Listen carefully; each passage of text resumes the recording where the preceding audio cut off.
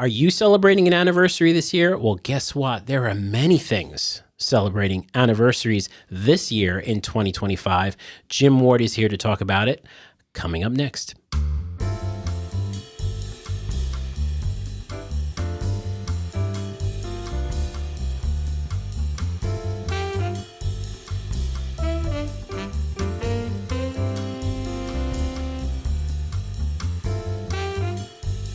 Well, hello, and welcome to the Middle Country Public Library podcast. I'm Sal DiVincenzo, here in the studio with my fabulous colleague, Jim Ward. How are you? Now, Jim, usually when you come in, we do the whole thing with This Week in History Yes. and all that stuff.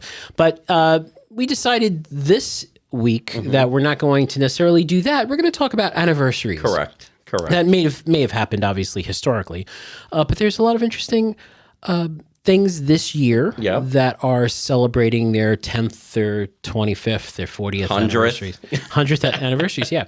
So I thought you'd come down and talk about it. Happy to do it. All right, very good. So let's just jump right in. Let's and do it. perhaps one of you watching or listening, you'll be interested in what we're talking about today. All right. Let's do it. Let's do it. So we'll start with 10 and then we'll go backwards. Yeah, sure, we'll go, So we got 10 years Baby Shark. Who would have thought that's 10 years? No, I can't believe that. No, it can't be 10 years. The original music video without child actors was uploaded on November 25th, 2015. Oh, wow. Without child actors. Without. I did not know that. I did not know that either. All videos related to Pinkfong, which is the company that owns it. Yeah. The song has gained about 5 billion views. It's like or one of the gained top. it by January 2020. Yeah. The most popular version was the Baby Shark Dance, which was uploaded June 17th, 2016. It features a little boy and girl singing and dancing along to repetitive sounding lyrics while they tell the story of a family of sharks, a baby, mommy, daddy, grandpa, and grandma. Yes. And who hunt and avoid danger together. They certainly do avoid danger. Yep. Not before putting an earworm inside your brain. Oh my God. My niece and nephew were like obsessed with this song. But fun. Fun song. Oh, yeah. A fun song. And very cute. If you see the video, it's very cute. It's very cute. So it's inspired a bevy of toys, games, and more, and even was on the Billboard Hot 100 in January of 2019. No, that's ridiculous. Debuting at number 32. That's ridiculous. Isn't that crazy? Yeah. How could that even happen? I don't know. And then there actually was a Baby Shark's Big Show, an animated series, which premiered in early 2021. Again, I don't know why. But still, I guess from a viral standpoint, it definitely went viral. It's South Korean, I believe it is. South Korean, yeah. No, Yep. it's a lot of fun. Yeah. It is a lot of fun, and a lot of the kids enjoy it. Yeah. Right? I mean... Something the whole family can get stuck in their head. And you know what? It's not a bad tune. It's not a bad It's tune. just, It's just... it really sticks in there for It sticks in for there. a while. It's in there, all right.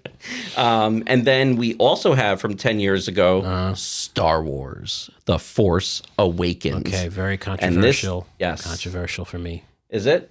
A little bit. Oh, why is that? Well, for those of you who have listened to the podcast long enough, you know that I feel like it was a film that had a lot of promise, and it basically was destroyed by some people who, J.J. Abrams. No, I don't. I'm not going to blame. This is a whole episode you can talk about. I'm not going to blame J.J. Abrams. I'm just going to blame overall just not having a plan. Because I enjoyed Star Wars: The Force Awakens very much. I can't believe it's been 10 years. I know. I can't don't believe it's been 10 understand how years. that's possible. I enjoyed it very much, but then the second movie, I vehemently hated it. I mean, is that the right word? I don't even know. I think so. I hated it. I actually don't remember the second one. I kind of remember the third one a little bit. And the third one tried to fix it. Yeah. And it was too far gone. Yeah, and that was the one that used Princess Leia, but it was after she passed. What was her name? They did that. Yeah, What's her name? Carrie Fisher. Carrie Fisher, yeah. Yeah, Carrie Fisher was was in there for a couple of shots that they had left over. And Senator Palpatine, the Emperor came back somehow. Somehow the Emperor survived. No, I'm sorry. Anyway, it's been 10 years.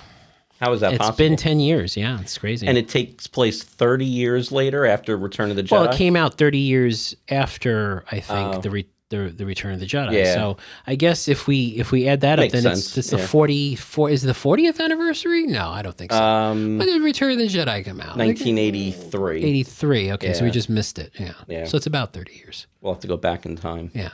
All Do a right. 40th anniversary episode. That's good. We don't have to talk anything more about it. We can move on. Let's move on to 20 years, Jimmy. All right, 20 years. That just 20 really years. got to Sal, that I feel. got to me. 20 years ago, we have Elf on the Shelf. This I can't believe. To me, I thought that to was me- only in the last 10 I years. was going to say, to me, this is like 5 years old. Yeah. This is no, but 20 years. So the story of the Loomis Stella Company begins in 1974 when a small elf named Thisbe arrived from the North Pole to visit the household of Bob and Carol Abersold. Thisbe watched over their children, finding new hiding places in the family's home after reporting back to Santa each night. Wow. And many years later, Carol and Shonda co-wrote in 2005 and published The Elf on the Shelf, A Christmas Tradition. It was a best-selling book. And, of course, The Activity, which features Santa's scout elf pals who visit their families during the holiday season and help Santa manage his nice list. So, Millions and millions of dollars later. and many Instagram and social media posts Exactly. later, Yes, yeah. we see it all the time. Some inappropriate. Truth be told. Yeah, no, it's amazing. 20 Isn't that years. wild? It's crazy. I can't believe it. This next one, though, Yes. Jimmy. This I cannot believe. This to me, this makes Yeah. me feel old. I didn't realize it was This that makes old. me feel old. It's going to make a lot of you feel old when you hear what this is. The anniversary of the 20th anniversary Yes. of the premiere of The Office. The Office.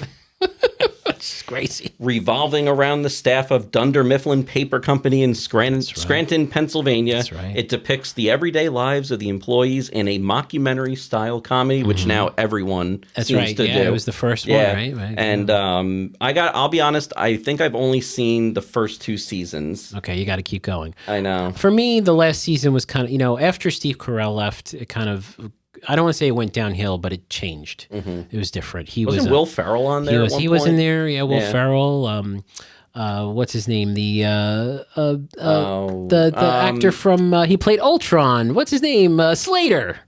was he? What's the Mario actor's name? Lopez? Not Slater. Spader. Spader. James Spader. Okay. He was in there too. He Oh, played okay. Robert California. Oh, that's an Yeah. interesting name. Yes, I know. Yeah, and also Jim Carrey actually had a little tiny itsy bitsy Oh my part. Yeah, God, 'cause he I was, didn't know that. So when Steve Carell was leaving, and they were interviewing, quote unquote, interviewing new regional managers of Dunder Mifflin, they brought all these people in. And Wow. in fact, the original Office, Ricky Gervais, Oh, yes, yes. came in, and he was one of the people. Oh, who that's interviewed. cool. Ricky Gervais actually came in and He was came like, in and he did a scene with Steve Carell, which is actually pretty funny. Oh, that's cool. But yeah, the fact that this is 20 years old is That's just wild. it's just remarkable. How is it possible? It's not. I don't want to think about it. Well, now wait until this one. Yes, 30 years ago, Yes. History Channel launched. that's crazy. I did not know it was only 30 years. I Yeah, thought it was yeah. a little longer. Yeah, I thought yeah. it was... So this is 30 years is what, 1995. Yeah. So it's kind of late in the whole cable world, I would say. But a big one, a big Yeah, channel, and it's yeah. become very popular. I mean, I kind of miss the older History Channel. Yeah. Like the actual documentaries and not, Monster, whatever what was it called? You have American Pickers, Ice Road Truckers. Ice Road Truckers, That's the thing yeah. that started it towards Yeah. this like more reality based. thing. Yeah. No, there was a lot of really interesting documentaries on there and shows and whatnot. But yeah, so who owns it now?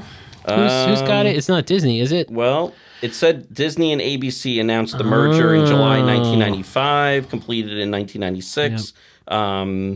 I So, don't yeah. know who owns it now, Yeah. but They had it at one point, right? yeah, it was probably the late 90s, early 2000s, I'd say. Yeah. Yeah, So 30 years ago. 30 years. Yeah. What else is 30 years? Well, and I hope when this is playing, the Yes. song is going to come on.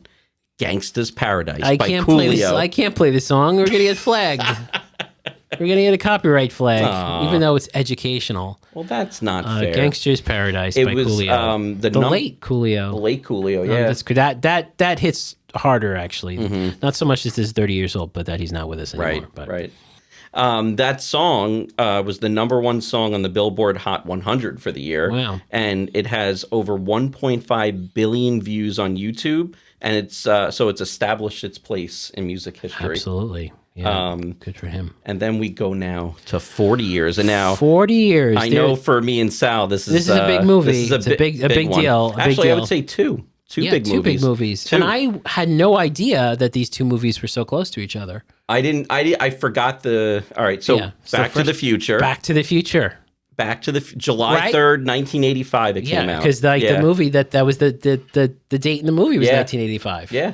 Right? I mean, it's crazy. That was 40 years ago. 40 years ago. And it's like one of my favorite movies. I love that one. Yeah, and it still works. Oh, yeah. Still works. It's phenomenal. And the other movie, The Goonies. The Goonies. Yep. Also 1985. Yep. I mean, that the Truffle Shuffle and all that good stuff. I mean, that's just phenomenal. I'll tell you what, and I might get some heat for this. And if you disagree with me, comment below if you're on YouTube, or comment on our Podbean. I feel, maybe I'm wrong, but I feel like we don't have those summers box offices anymore. We don't have those movies where there's like literally 3 or 4 really great movies in the theater, and you can't decide which one you go. I'm in 100% agreement with you. Yeah. There are no more blockbusters, and the things that I feel like should be blockbusters aren't.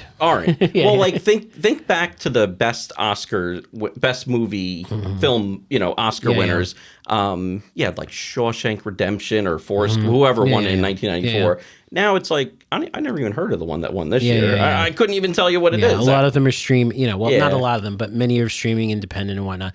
But discounting that, the fact is that these two classic films, and I think you can't argue that they're not classic films. Oh, yeah. I mean, regardless of what generation you're from, Back to the Future and The Goonies are classic films. Both coming out at the same time or in the same year is that doesn't happen anymore. No. You don't have 2 amazing movies or 3 amazing movies. No. There were times where there were 5 or 6 amazing movies. Like when the year Titanic came out. Oh yeah, I mean you had they're just the 90s. I think you had L.A. Confidential. Yeah. You had what's the one with Jack Nicholson where he had You Can't Handle the Truth. No, not that one. One with Helen Hunt. I can't think of the name. Oh, As Good as It Gets. As Good as It Gets. Oh, yeah, I love that. Came film. out at the same time. I mean, it was such a great doesn't happen anymore. Group of movies. Yeah, it doesn't happen anymore. Sad. Yeah, it is sad. Yeah. Those 2 are my favorites. At least we can celebrate the 40th anniversary of these. So. And we had both of those for our outdoor movies. So we have, here at the library. Now we go to 45 years. 45 years. So we're doing like an in between here because of this, because I feel like this should be big, right? Pac-Man. 45 years ago. Remember Pac-Man? Those were the days. I remember Pac-Man used to be.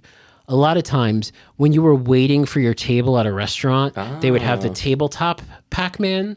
So you'd have to sit there and you can play Pac-Man on the tabletop, and then they'd call your name. I don't remember that. They call your name. Well, you're a little young, but a little younger than I am. But that's we had Pac-Man, and Pong also was on that tabletop. Okay. And the screen was like on the table, and the controllers were here, and they put it in waiting rooms a lot of times, and waiting areas and lobbies of restaurants. I just had the one where you moved the little pegs. Oh yeah, well that's all I got.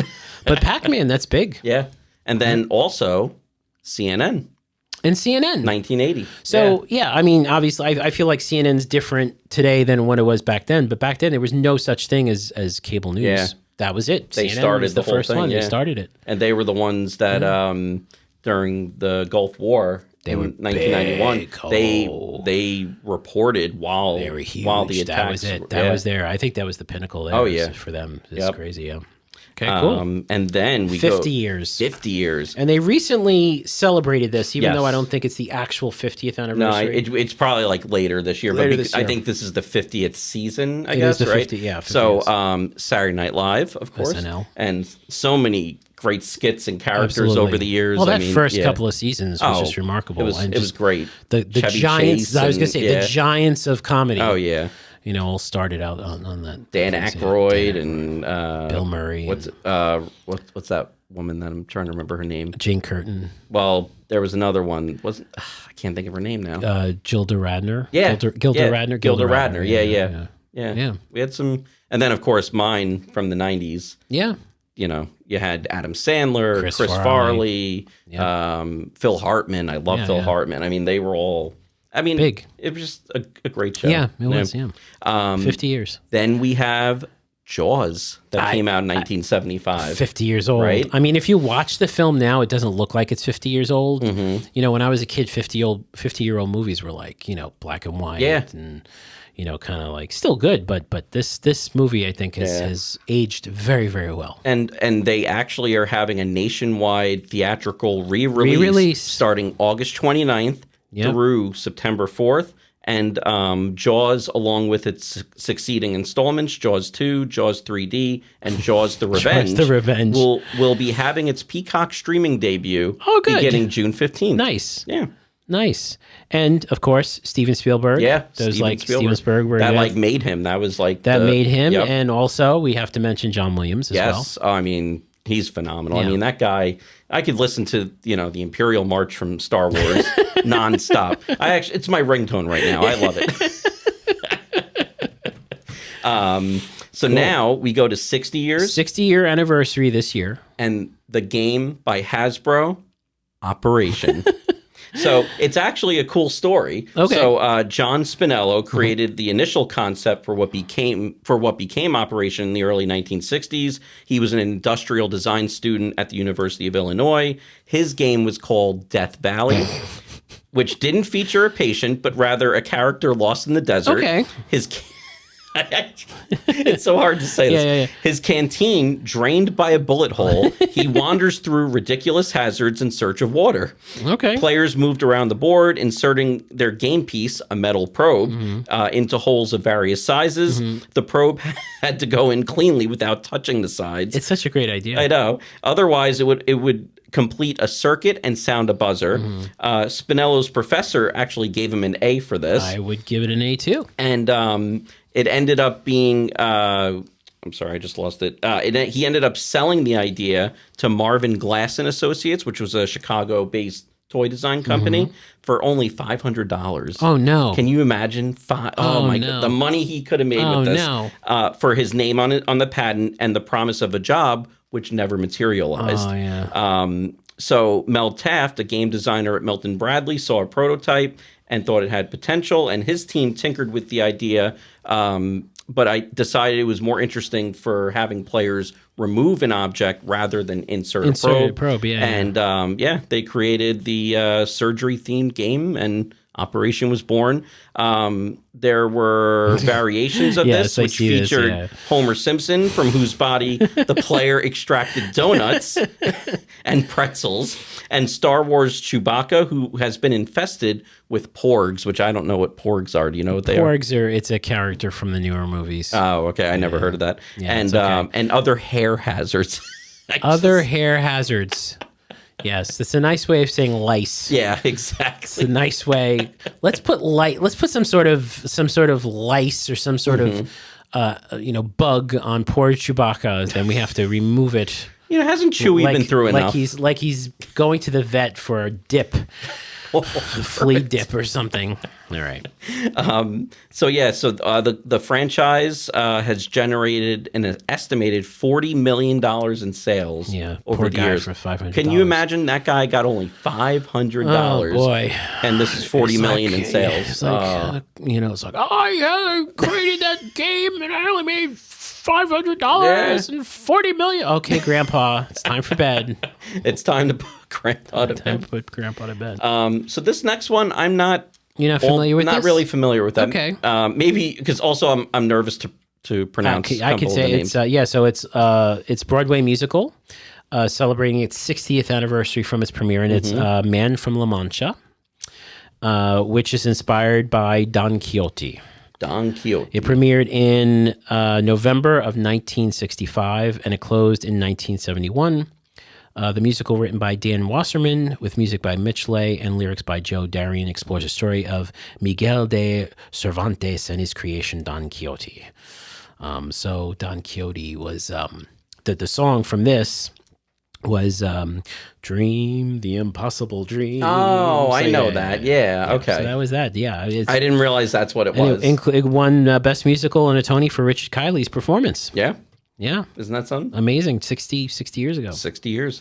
Now, This next one, yeah. I guess I don't know if I should do this or maybe I give you the honor. I of will doing do this. it. I will do it. Sal's. Yes. This is Sal's. I will do it. whole If you thing. can guess, regular listeners and watchers who watch us here, viewers, is the 70th anniversary of the opening of Walt's original park. Can we say it together?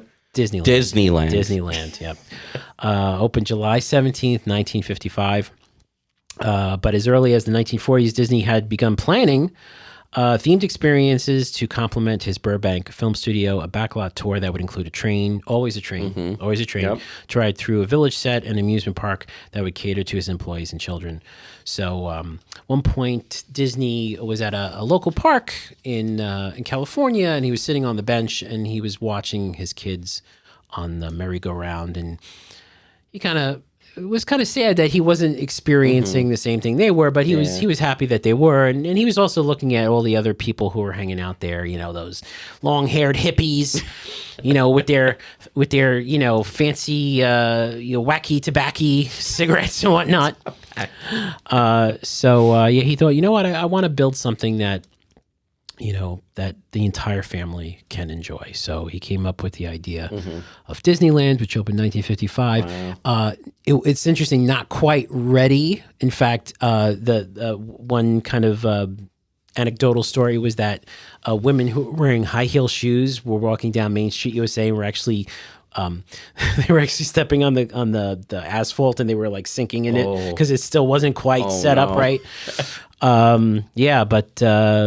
1955, so 70 years, and they will be doing something. We hope they'll do something special this year. They've announced something special. Have you been to Disneyland? I have been to Disneyland, Oh, wow. yes, a number of times. Nice. And unlike Walt Disney World, it is much smaller, but it's got a lot of character, and you can definitely feel the whole. And I don't know if this is just me, like my silly Disney brain, but you do feel like Walt's presence in that park. You can kind of see his. That was the first. That was the first. That was before Disney World. That was right? the first. Yeah. Disney World was 71. He had passed at that point, Oh, wow. and his brother had taken the lead on that. But he had already planned out Disney World. okay. So the Florida Project, as they like to call it. The Florida Project. But by the turn of this 21st century, more than 14 million people visited the park annually. Wow. Yep. That's wild. Not quite the number one park in the world. That's Magic Kingdom in Florida, but it's a big one. That's great. Yep. Yeah, Wow. it's expanded now. It's Disney California Adventures next door. They got A number everything of now. Hotels. My they're goodness. expanding it in the next 5 years. They'll be like blowing out one of the parking lots and making that into a part of the park. So it's great. Yeah, it's all good. Disney all the time. Disney all the time. All right, let's go to 80 years. We have Mattel. Mattel. It all began in a garage in 1945 as a collaboration between Ruth and Elliot Handler and Harold Matson. There's the Matt. There's the Matt. Which was then known as Mattel Creations. But they hadn't embraced toy making yet at this point, but that changed in 1947 with the introduction of the toy ukulele that was designed to make learning music fun for children. And in the years that followed, a few other popular products debuted, helped the company grow, but it wasn't until 1959 and the introduction of the Barbie doll. Barbie. And that's when Mattel really took off. Yeah. And then, of course, you had more big sellers that followed. Chatty Cathy, the Ken doll. Kept talking in the middle of the night. Was that like a record? I don't know. I never seen. I think it was something you pulled. You pull right? and You there pull was it a and it had recording. recording inside. Oh, yeah. okay. Have you ever taken those apart when you were a little kid? No. So when I was a little kid, I did happen to take one apart. It was Bugs Bunny. Oh, nice. I didn't take it apart on purpose. It had ripped, and I figured, I might as well see what's inside. And it was a little record. Oh, It was interesting. It was like a little tiny vinyl record, like this Oh. big, and when you pulled it, the needle would go and it would play the little Interesting. sound thing. Now it's all electronic, but back then, little tiny record. So, like, would it stop at a certain point Yes, and then it would you just pull it go, again? and then it would kind of reset itself, and the head would move back to the beginning. And then, that's interesting. Yeah, it's pretty wild. Yeah, Even back then, the technology. yeah, exactly. So of course, Chatty Cathy, the Ken doll, Hot Wheels cars, and Barbie's success allowed Mattel to go public. And in a few years, the company's shares began trading on the New York Stock Exchange. Nice. And they acquired numerous other toys and toy makers around the world, helping to create the company we know today. And we know it well. Yeah. Yep. Good old Mattel. Yeah, that little red logo in the corner. And now we're getting into 90. Yes, now we're getting into now we're far away here. 90 years. But when you think about this, and you think about the person that Jimmy's about to talk about, you don't think about them being born 90 years ago. No. By any stretch of the They're imagination. perpetually young. Yeah, exactly. Yeah. So who is it? Elvis Presley. Elvis Presley, born 1935. In Mississippi. They moved to Memphis, Tennessee in 1948. His singing career started with Sun Records, and his contract was sold to RCA Victor. His first RCA Victor single, Heartbreak Hotel, was released in 1956 and was a #1 hit in the United States. Yep.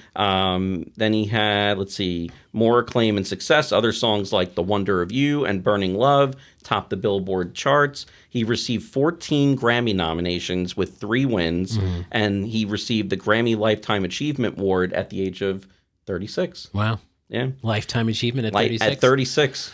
It was good that they did. Yeah. Right? Right? Because Yeah. he was, 43? In hindsight, yeah. He dabbled in acting, starred in 33 films such as Jailhouse Rock, Blue Hawaii, and Flaming Star.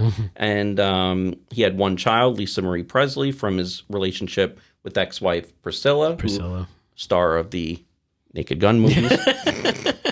I love those movies. I'm sorry. And he passed away from a heart attack at the age of 42 in 1977 at his Graceland home in Memphis, Tennessee. Yep. So look, if he didn't pass away, there's a very good chance he still would be around with us. But again, but he's still around. Yeah, that's right. Yeah. In spirit. In spirit. Yeah, but just the fact that 1935 is when he was born, you don't think about that. No. But that's 90 years ago. That's crazy. This year. And then 100 years Now ago, we're up to 100 years. The Great Gatsby is published. Yeah. Have you ever read that? I have, yes. I have not. I've read it because I've had to, not okay. necessarily because I wanted to. I guess I should go back and read it again because I want to. But yeah, I think it was part of a curriculum of some school, something like that. I don't remember having that as a required reading. Yeah. I don't know. Yeah, but I remember it's well written and an interesting snapshot into that time. Okay. Yeah. I mean, the movie was with who? Leonardo DiCaprio, right? Maybe. Yeah, I didn't see it, but yeah. Yeah. But actually, the next one. So I've actually been here. Phenomenal place. Highly recommend it. 100 years ago, the Grand Ole Opry. Grand Ole Opry. It began as a radio show in 1925. The National Life and Accident Insurance Company founded its own radio station that year. Yep. Its name, WSM, came from the company's slogan, "We shield millions." We shield millions. Originally called the WSM Barn Dance, the radio show changed its name to the Grand Ole Opry in 1927. The Opry also began a membership program for artists who regularly performed on the program. More than 200 acts had been inducted as members throughout the show's history. In 1943, the Opry moved to the Ryman Auditorium, which was a former tabernacle that hosted Presidents Theodore Roosevelt and William Howard Taft in the early 1900s. It could hold 2,300 people. Wow. This was the formative years of the Opry, which were on the Ryman stage. The music made on those well-worn planks changed music history and changed Nashville forever. So you had, like people like 25-year-old Hank Williams, who took the stage in 1949 to perform Lovesick Blues. The crowd gave him such an enthusiastic reception, he was called back for 6 encores, which was a house record, apparently. And following the Opry's takeover, legendary musicians performed at the venue throughout the 50s and 60s. You had Johnny Cash, Patsy Cline, Willie Nelson. The greats. Elvis Presley made his debut in 1954. Yep. In 1963, the auditorium's name was officially changed to the Grand Ole Opry House. And in 1974, National Life decided they wanted a Grand Ole Opry venue of its own. Yeah. And so that's when they built the one that we know now. The new Grand Ole Opry is situated just outside of Nashville City Center. It can hold actually double what Ryman could hold, so like 4,000. And Ryman's legacy wasn't forgotten. And this is one of the things they show you on the tour when you go. There's a 6-foot round circle of oak that was cut from the Ryman Auditorium stage and transferred to the Opry House. Wow. And it's right there, on the stage. It's so cool. It's amazing. Jeannie Seely, who's the artist with the most appearances at the Grand Ole Opry, having performed there 5,000 times. No way.